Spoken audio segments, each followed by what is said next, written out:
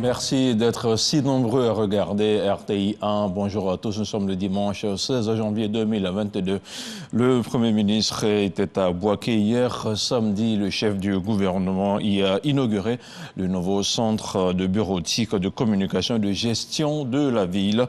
Mais bien avant, Patrick Kachi a procédé à une visite de terrain. Il s'est rendu sur le site de la zone industrielle de la région. C'est un reportage de notre envoyé spécial dans le Bouaké, Alexis Ouedraogo. Les honneurs vous ont été rendus par... Fin de semaine dans le Bouaké. Ce samedi à Bouaké, le Premier ministre Patrick Kachi vient visiter de grands projets. Première escale à 6 km de la ville sur la route de Sakassou, la future zone industrielle de la région se dessine.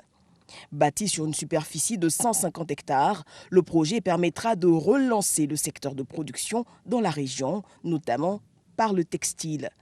Nous sommes ici pour localiser la future zone industrielle. C'est un projet très important, un projet majeur pour le développement de la ville de Bouaké. Nous allons créer des nouvelles usines, donc ce sont des milliers d'emplois qui sont en jeu. Et pour cela, le maire que je suis est très heureux pour la jeunesse de Bouaké. Cap sur la piscine municipale, l'infrastructure phare des beaux jours de la ville est engagée dans un processus de rénovation qui avance bien. Je suis arrivé ici en 1978, au moment où Bouaké était Bouaké. C'était la référence et la piscine était une des plus grandes références. La piscine va être rénovée. C'est avec le grand enchantement de toute la population. Moi, personnellement, ça me fait énormément plaisir. Autre bonne nouvelle pour la ville, l'inauguration à la mi-journée du tout nouveau centre de bureautique de communication et de gestion de Bouaké. Toujours à Bouaké, on en vient maintenant à l'inauguration d'un nouveau locaux du centre de bureautique, de communication et de gestion de la ville. Le CBCG de Bouaké accueille pour cette rentrée quelques 905 étudiants formés dans différents secteurs d'activité intégrés à l'adéquation, formation, emploi. Le centre reste à ce jour le seul établissement public des régions du centre et du nord de la Côte d'Ivoire formant au brevet des techniciens supérieurs. Il développe également un programme adapté aux besoins actuels des entreprises. C'est un reportage d'Alexis Ouedraogo. Bain de foule à Bouaké ce samedi pour le Premier ministre. Le chef du gouvernement vient inaugurer les nouveaux locaux du centre de bureautique de communication et de gestion de la ville. Coupure de ruban, présentation de la plaque inaugurale. Dans la salle informatique, petit échange en vidéoconférence avec les CBCG d'Abidjan. Les élèves de Bouaké disent qu'ils vont vous battre. Donc il y a une compétition là. Le courant Bouaké, on attend les résultats. Ils ne peuvent pas. Le centre mis à neuf permet aux jeunes de 16 à 27 ans d'acquérir une formation de qualité en réponse au marché de l'emploi, conformément à la vision du gouvernement. L'éducation des jeunes, leur formation et surtout leur insertion professionnelle constituent des axes prioritaires pour le gouvernement et sur ces questions, vos instructions sont sans embâche. Il faut agir vite et dans la bonne direction afin de former le maximum de jeunes au métier et rechercher avec le secteur productif les stratégies d'insertion professionnelle. Bâti sur 3 hectares, le centre compte pour cette rentrée 905 élèves et l'État veut aller plus loin avec la réhabilitation engagée des lycées professionnels sur toute l'étendue du territoire, notamment dans les villes de Jacquesville, Mambondoukou, Bouaké, sans oublier le centre de formation au métier de l'automobile d'Abobo. Objectif, développer l'école de la seconde chance. La Côte d'Ivoire a besoin aujourd'hui d'ouvriers, de techniciens, de scientifiques, d'ingénieurs, de comptables, de gestionnaires pour accélérer la machine de nos entreprises et celle de notre marché de l'emploi ainsi que celle de notre nation. À nous de l'expliquer, à nous de le valoriser. Chers amis étudiants, ici se trouve désormais votre avenir. Il est entre vos mains, au sens propre du terme comme au sens figuré. Ici, dans cet établissement où l'État a mis tout ce qu'il avait de meilleur et où tous les professeurs donneront le meilleur d'eux-mêmes, l'échec ne sera pas permis. L'État a fait don de 2 quarts Plusieurs brasseurs, des équipements de sport, de couture, auxquels s'ajoute une enveloppe de 9 millions de francs CFA. Autre chose à présent, pour prévenir l'insécurité alimentaire, la Côte d'Ivoire et la Guinée entendent mutualiser leurs efforts. Les deux pays vont développer l'élevage et les ressources halieutiques. Le ministre des Ressources animales de notre pays et son homologue de la Guinée ont tour à tour manifesté l'intérêt. C'était vendredi dernier au plateau. Les précisions de Dangui Dangui. Pour développer l'élevage et les ressources halieutiques afin de répondre aux besoins en protéines animales de leurs populations respectives, la Guinée et la Côte d'Ivoire veulent partager leurs expériences et mutualiser leurs ressources. C'est ce qui ressort de l'audience que le ministre des Ressources animales et halieutiques a accordé ce vendredi à son homologue de la Guinée. Ensemble, nous allons travailler sur notamment 2 points. Le premier point, c'est l'amélioration de la productivité en lait et en viande de la race Ndama, qui est une race que la Côte d'Ivoire et la Guinée partagent ensemble. Ça, c'est un problème commun et nous voulons mutualiser nos efforts pour ne pas qu'en pays frère, on gaspille nos ressources en répétant les mêmes choses. L'autre point, c'est le secteur avicole, la filière avicole. La Côte d'Ivoire est vraiment en avance par rapport aux autres dans la sous-région, notamment la Guinée. Nous allons nous inspirer des bonnes pratiques de la Côte d'Ivoire afin de résoudre certaines questions en Guinée. Ceci est bon pour la coopération sous-régionale, ceci est bon entre des pays frères qui partagent beaucoup de choses en commun.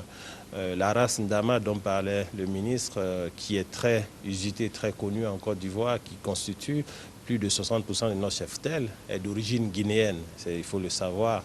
Et pour ce qui concerne notre département ministériel, nous sommes dans une démarche de reconstitution de cette race. Donc à tous les coups, nous aurons besoin de repartir à la source guinéenne pour pouvoir nous fournir, pour pouvoir certainement atteindre l'autosuffisance en matière bovine qui permettra aux populations d'avoir la viande moins chère dans son assiette. Des études montrent que l'insécurité alimentaire reste un problème structurel majeur en Afrique de l'Ouest où des millions de personnes souffrent de sous-alimentation et de malnutrition chronique. Philippe Légré vient d'être officiellement installé comme ministre-gouverneur du district autonome du Bas-Sassandra. La cérémonie d'installation a eu lieu hier samedi. C'était en présence du président du Conseil économique et social. Eugène Akaolé représentait le Premier ministre Patrick Achi, patron de la cérémonie. Plusieurs membres du gouvernement ont aussi pris part à la cérémonie. Le compte-rendu de Mahama Traoré et Sam Conan à San Pedro. Espace Rotary de San Pedro. Le district du Bas-Sassandra s'y est mobilisé ce samedi pour célébrer la nouvelle ère de décentralisation, celle qu'incarne Légré Dakba Philippe en sa qualité de ministre-gouverneur du district autonome du Bas-Sassandra. Investi dans ses nouvelles fonctions par la chefferie, le président du Conseil économique, social, environnemental et culturel et plusieurs membres du gouvernement, Philippe Légré, témoigne sa gratitude au chef de l'État. Merci, monsieur le président de la République. M'adressant à mes parents, je vais leur dire de nous faire confiance. Et de faire confiance au président Ouattara. De faire confiance à ce grand homme, à ce grand bâtisseur. Eh bien, c'est grâce à lui que nous allons sortir de l'ornière et que nous sommes sortis de l'ornière. Les régions de San Pedro, du Boclé et de la Nawa forment le district autonome du Bas-Sassandra et leurs attentes sont nombreuses en termes de développement. Les populations de la région du Boclé voudraient par ma voix vous présenter certaines doléances qui leur tiennent à cœur. Il s'agit de la construction du port de Sassandra, de la construction du débarcadère de Fresco. Je souhaiterais également souligner que l'arrière-pays de nos régions sont en attente de progresser. La Nawa est une région à très fort potentiel. Afin de permettre l'éclosion de cette région, il est indispensable d'investir dans la réhabilitation et le développement d'axes routiers. Pour être à la hauteur de nombreux défis qui l'attendent, Philippe Légré pourra compter sur le soutien du gouvernement. Je voudrais lancer l'appel au rassemblement de toutes les forces vives autour de votre personne et de l'entité que vous dirigez afin de vous permettre de réussir ce pari et de faire en sorte que notre district, meilleur district de la Côte d'Ivoire. Pour conforter ces acquis, l'État a pris l'option d'une gestion de proximité qui impliquera à son tour une participation plus directe des populations dans ce qui les concerne. les districts autonomes deviennent ainsi le dernier anneau qui vient achever le dispositif institutionnel de la décentralisation. Que ce soit à Fresco, à Sassandra, à Soubré, à Gayo, à Mayo, à San Pedro, rassemblez-vous. Rassemblez-vous. À vous tous, ayez le sens de la tolérance.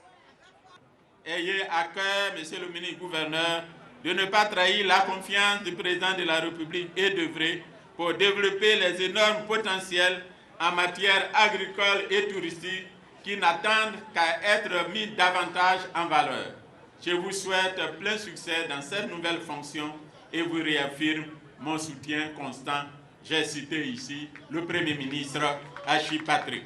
Renforcer le réseau de voirie dans les 3 régions du district du Bas-Sassandra et surtout l'urgent chantier de mise à niveau des infrastructures à San Pedro en vue de la Coupe d'Afrique des Nations 2023. Voilà autant de défis que devra relever le ministre-gouverneur du district autonome du Bas-Sassandra. Retour ici à Abidjan, dans le village de Blocos, dans la commune de Cocody. On a prié pour saluer la cohésion sociale et la paix prônée par le chef de l'État, le président Alassane Ouattara. Une prière pour saluer également la confiance maintenue à l'un des leurs par le président de la République, notamment le sénateur Agbaï Félicien. Ce dernier a exhorté les filles et fils du village à parler d'une seule et même voix. Il a appelé ses pères du village et cadres à être des modèles au service de la paix. C'est un reportage de Franck Kodio. Les rues de Blocos, village à quartier de Cocody balayé par le son de la fanfare, direction la paroisse Saint-Pierre. La journée est particulière, c'est une messe pour chanter le vivre ensemble et ce autour du parcours de vie d'un fils du village, Félicien Agbaï, dont le cheminement jugé inspirant est porteur de cohésion. Une vision claire au président de la République, Alassane Ouattara d'ailleurs, salué par les officiants lors de la messe. En rendant grâce au Seigneur, vous rendez grâce aussi au Seigneur pour notre pays, la Côte d'Ivoire. Et c'est la Côte d'Ivoire qui gagne. En le faisant, c'est aussi pour le chef de l'État. En le faisant, c'est aussi pour les différentes institutions de notre très cher pays, la Côte d'Ivoire. Eh bien, ce que je dis au sénateur Félicien, mais je le dis à chacun de nous tous ici présents, nous avons initié le dialogue politique, mais ce dialogue ne pourra connaître une fin heureuse que si d'abord, dans nos différentes familles, dans nos différents lieux de vie, eh bien, nous essayons de faire que soit la vérité et l'amour, la justice et la paix. La sinuosité du chemin menant à la réussite, un aspect relevé par tous, et c'est le sens de cette cérémonie dédiée à l'œuvre de développement et d'action solidaire prônée par les autorités ivoiriennes. Il est évident que rien ne peut se faire dans le désordre. Rien ne peut se faire en dehors de la cohésion. Mais c'est ce que nous cherchons à bâtir tous les jours. C'est une œuvre qui n'est pas statique, elle est dynamique. Action de grâce, prière et louange en faveur de la paix entre un fils d'une même localité. Félicien Agbaï dit emporter l'illustration. Dire au Seigneur merci et de confier le président Ouattara et sa famille à la protection du Seigneur, afin que l'œuvre titanesque qu'il a entreprise pour le développement et l'embellissement de notre pays se passe dans la paix, la sérénité. Une œuvre de développement que tous saluent ici à Blocos, village du district d'Abidjan. On parle maintenant de la CAN de football au Cameroun, la CAN 2021 ou 2022 si vous le voulez. À Garoua, les Super Eagles du Nigeria ont défait le Soudan. 3-1, c'est le score final qui a sanctionné la rencontre. Le commentaire, Jean-Sylvain Esso. Après son succès étriqué contre l'Égypte, le Nigeria enchaîne une deuxième victoire dans la compétition. Face au Soudan pour le compte de la deuxième journée du groupe D, les Super Eagles prennent la pleine mesure de leurs adversaires et ouvrent le score après 3 minutes de jeu grâce à Samuel Chikwueze. Dominateur, Simon Moses vient récompenser les bonnes intentions nigérianes avec le but du break dans les derniers instants de la première période. En seconde période, les Nigérians repartent sur les mêmes bases et creusent l'écart avec un troisième but signé Simon Moses. Mais à 3-0, pour les Soudanais, c'est une question d'honneur. Walieldine Kidir profite d'un pénalty pour réduire la marque. 3-1, score final. Grâce à ce succès, le Nigeria valide son billet pour les huitièmes de finale et devient le 3e pays à se hisser au tour suivant, après le Cameroun et le Maroc. Et la CAN de football se poursuit, portée par son capitaine Mohamed Salah. L'Égypte s'est relancée face à la Guinée-Bissau. Les Pharaons ont battu les Djurtous sur le score d'1-0. On regarde ce reportage. Battu d'entrée par le Nigeria, l'Égypte, sous pression, affronte la Guinée-Bissau pour le compte de la 2e journée de la poule D. Un match que les Pharaons débutent idéalement, incarné par la tentative de Mohamed Salah. Mais l'attaquant de Liverpool voit sa frappe repoussé par le poteau.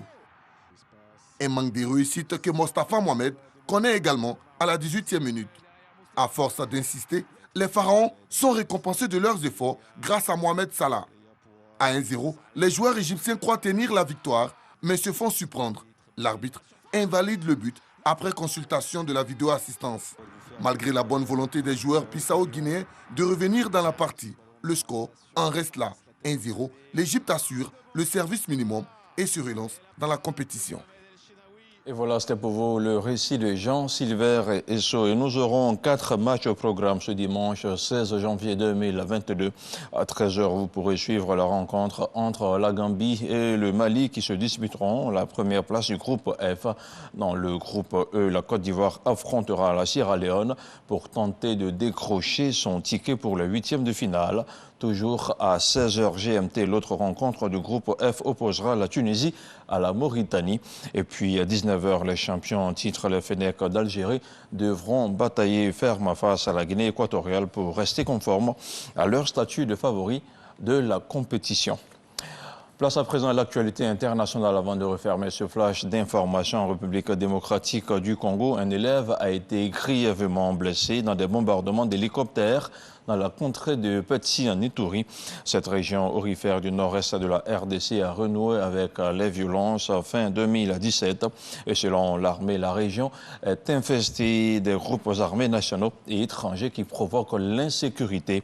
Le porte-parole de l'armée gouvernementale, le général Léon Richard Kassonga, suite à ce bombardement, s'est étonné d'apprendre que des élèves étaient en classe un jour férié. Et puis, une plainte sera déposée devant les institutions sous-régionales, africaines et internationales contre des sanctions jugées illégales. Ce sont des propos du Premier ministre malien Choguel Maïga dans une interview de près d'une demi-heure, sinon d'1h30 diffusée sur l'OETM, la télévision publique du Mali. Le chef du gouvernement de transition a aussi évoqué la poursuite des négociations avec la CEDEAO, l'attitude de la France ou encore les rumeurs sur la présence dans le pays du groupe Wagner. Voilà, ce 6h30 est terminé. Merci de l'avoir suivi. Je vous souhaite un agréable dimanche sur RTI 1.